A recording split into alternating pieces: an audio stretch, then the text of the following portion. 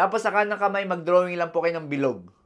So, clockwise po dapat yung kanyang direksyon. Okay guys, so simpleng technique po ang ituturo ko sa inyo para tumibay ang ating memorya. So, tawagin na si Mr., tawagin si Mrs., at sabay-sabay panoorin ang video na to. So, bagay na bagay po ito sa mga may brain fog. Ito po yung parang lagi silang lutang and yung iba nahihirapan mag-memorize. Pero tingin ko mas bagay ito sa mga sa mga nangungutang. Tapos bigla nagkaka-amnesia pag singilan na. So first, gawin nyo po ito sa inyong kaliwang kamay. So gumawa po kayo ng peace sign, tsaka Korean heart sign. So peace sign, heart, heart. Paulit-ulit lang po. Tapos depende sa pace nyo kung gaano kabilis yung gagawin nyo. Tapos sa kanang kamay, mag-drawing lang po kayo ng bilog. So clockwise po dapat yung kanyang direksyon. Ngayon, pagsasabayin nyo po yung kaliwat kanang kamay nyo. Peace sign, heart sign.